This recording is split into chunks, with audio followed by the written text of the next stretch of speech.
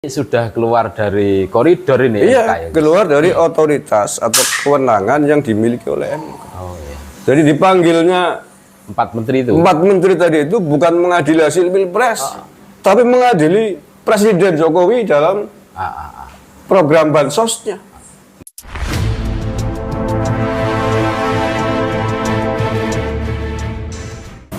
Assalamualaikum warahmatullahi wabarakatuh. Waalaikumsalam warahmatullahi wabarakatuh. Saudara-saudaraku sebangsa setanah air, dimanapun Anda berada, berjumpa kembali dengan kami.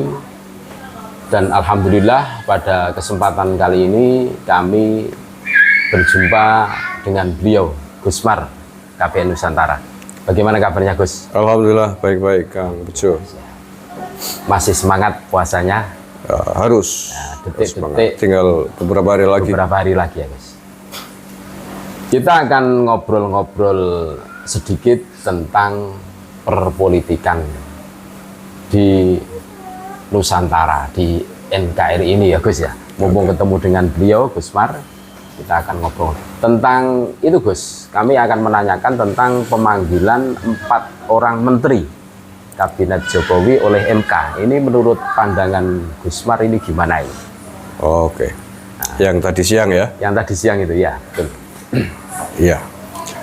Baik, terima kasih Kang Bejo. Jadi sebelum ini saya sudah membuat beberapa video sebenarnya. Sudah ya, Mas?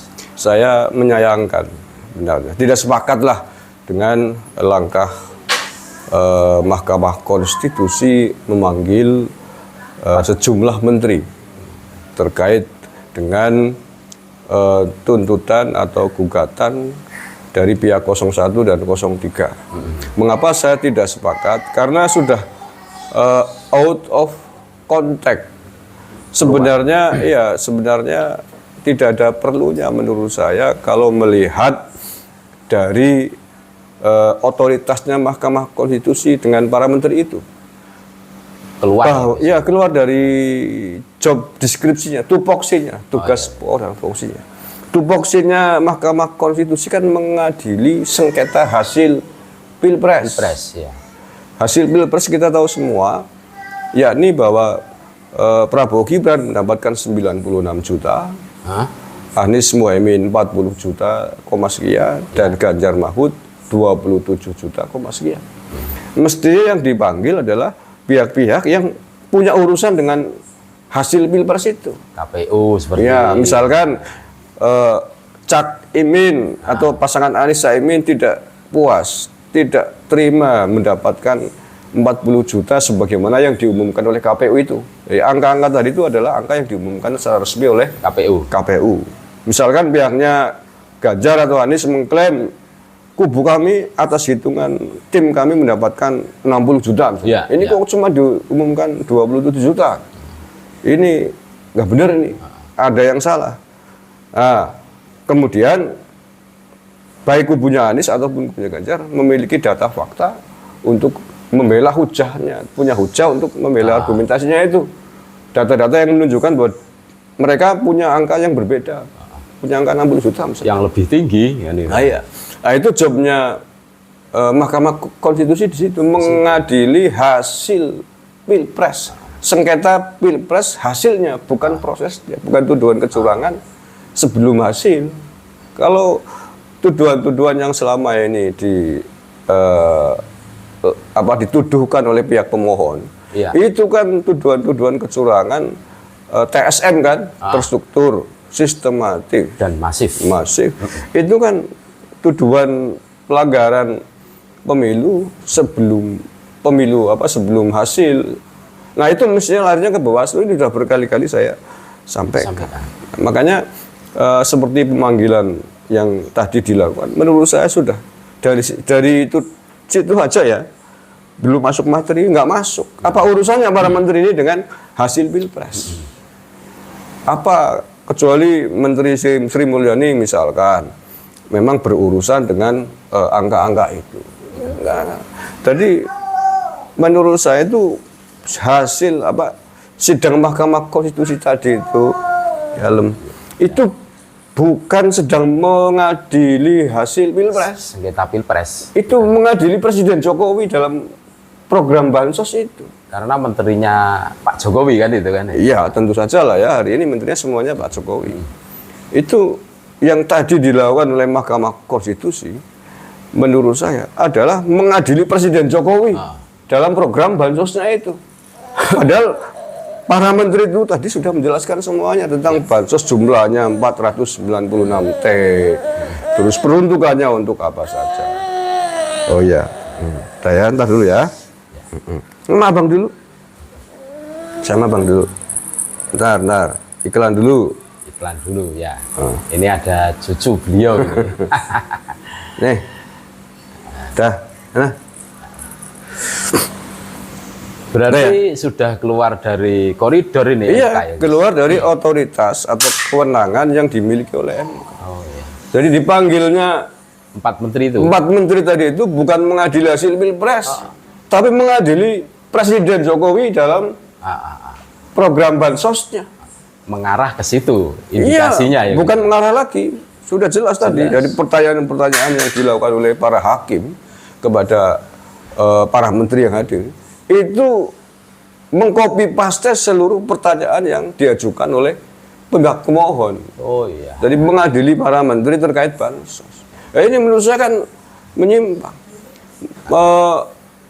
Mengadili, mempertanyakan tentang bansos itu lebih tepat disampaikan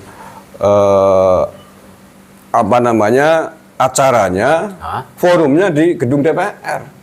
Bukan di sidang Mahkamah Konstitusi. Bukan di MK kan gitu. Iya, bukan di MK. Makanya saya tadi, awalnya saya sudah senang melihat penuturan para menteri ya. Dari mulai Menteri Muhajir, Bu Sri Mulyani, Pak Erlangga Hartarto, kemudian Bu Risma. Semua sudah mengungkapkan tentang bagaimana prosedur proses bansos disalurkan. Dan semuanya adalah nggak ada masalah. Nggak ada masalah. Yang sebelumnya itu sudah disetujui, diketuk palu oleh anggota DPR. Anggota DPR kan seluruh partai politik, ada PDIP, ada PKS, Nasdem dan sebagainya. Udah nggak ada masalah dari itu.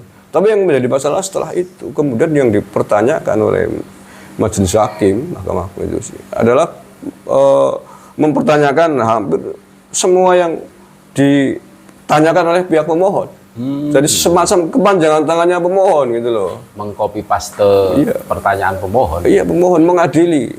Soal bansos ini hal yang salah, hal yang tidak benar. Tidak tepat sasaran untuk kepentingan, kan gitu tuh. Iya, jadi sekali lagi bahwa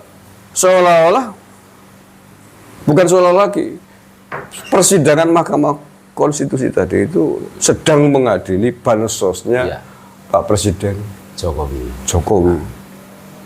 Seharusnya mereka dihadirkan terkait dengan perolehan suara pilpres. 90 juta lebih, 96 juta lebih, 27 juta, 40 juta. Itu mestinya, ya memang undang-undangnya begitu. Fokus di situ saja, nggak usah melebar kemana-mana kan. Gitu. Jadi itu menurut saya sudah mengambil alih kewenangan lembaga lain. Mahkamah Konstitusi itu. Ini berarti ini cukup riskan juga ya Gus ya? Riskan. Riskannya adalah publik kan menonton. Iya. Masyarakat Indonesia menonton.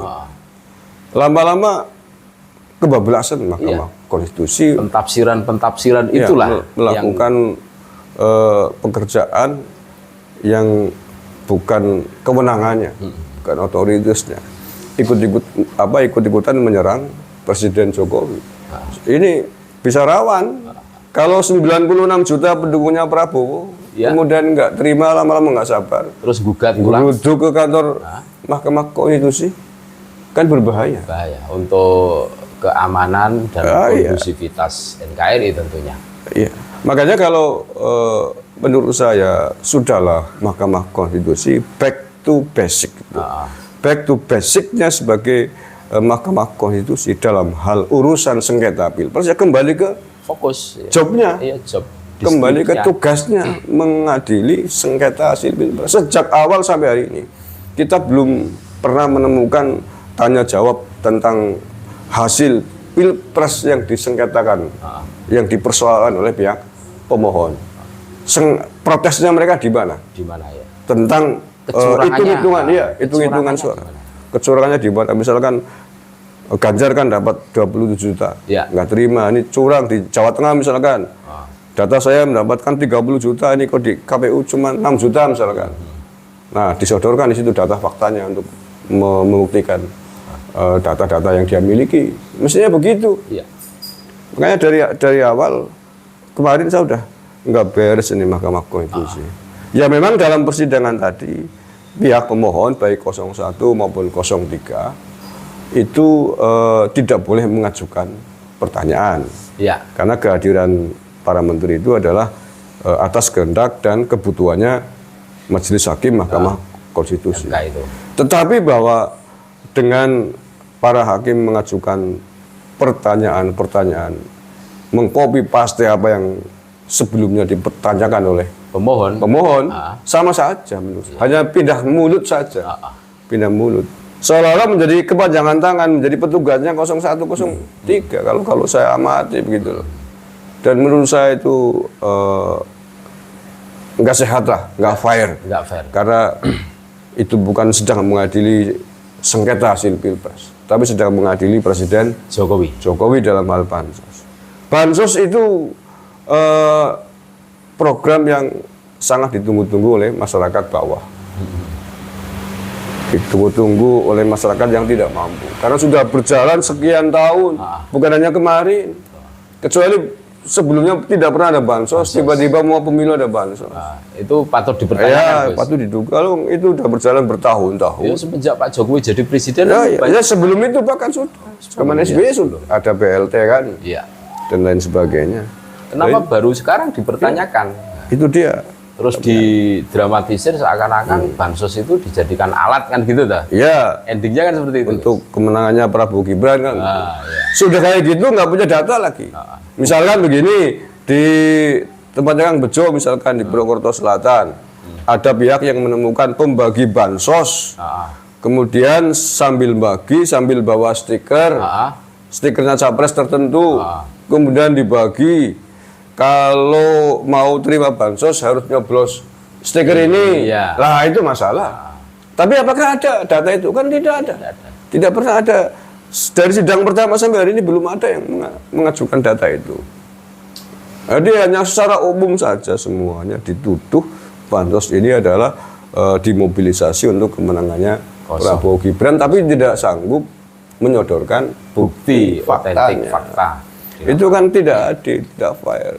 Saya takut juga penerima bansos nanti nggak terima. Ya. Mereka senang kok, dan itu sudah berjalan bertahun-tahun, tiba-tiba dipersoalkan. Oh ya, tentu saja para penerima bansos itu sangat berterima kasih dengan Presiden Jokowi. Itu program negara legal. DPR sebelumnya sudah menyetujui. Seluruh APBN kan disetujui dulu oleh DPR. Kenapa nggak dipertanyakan? Mesti anggota DPR itu dipanggil juga. Kenapa hanya menteri-menteri yang dipanggil? Sudah dipanggil, ditanya, diadili tentang bansos. Sudah dijelaskan dari A sampai Z oleh 4 menteri itu. Masih belum terima juga. Jadi menurut saya sekali lagi itu tidak fair dan mencederai kewenangan Mahkamah Konstitusi. Sudah terlalu jauh menurut saya Mahkamah Konstitusi melaksanakan tugasnya menyimpang dari apa yang seharusnya dikerjakan. Bukan wewenang yang mengadili bansos. Mahkamah Konstitusi dalam urusan sengketa pilpres adalah mengadili tentang sengketa pilpres dalam kurung hasil pilpresnya, bukan proses kecurangan yang ada dalam saat pelaksanaan pilpres.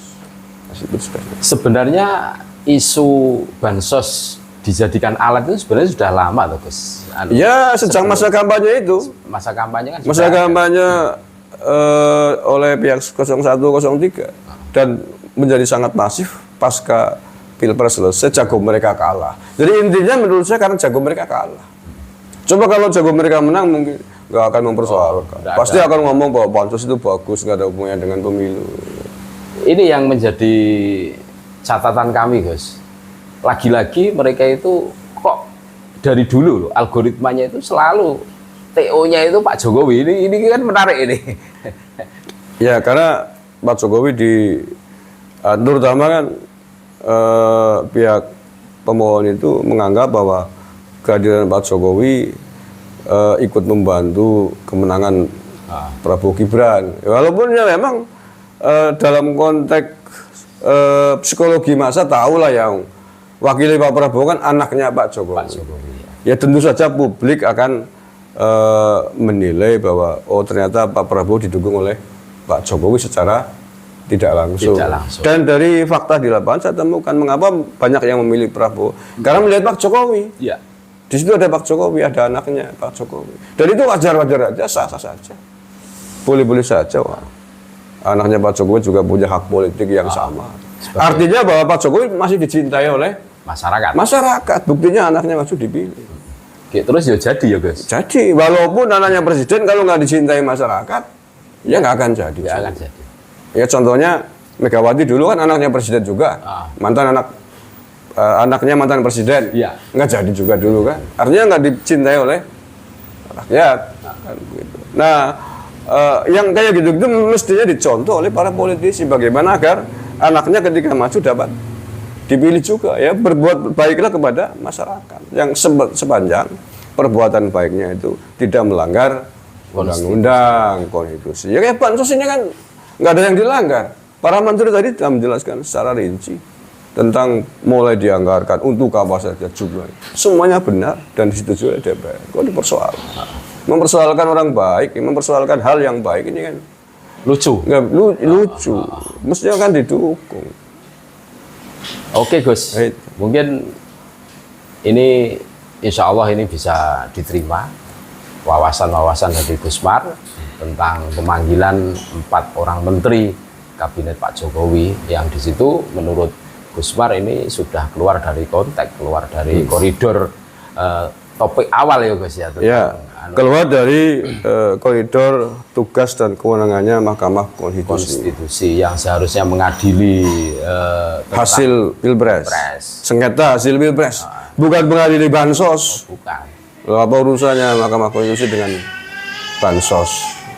Mungkin ada yang ditambahkan sebagai closing statement Gus terakhir untuk saudara-saudara kita di seluruh Nusantara. Saya ingin sekali lagi mengingatkan kepada Mahkamah Konstitusi saya kira.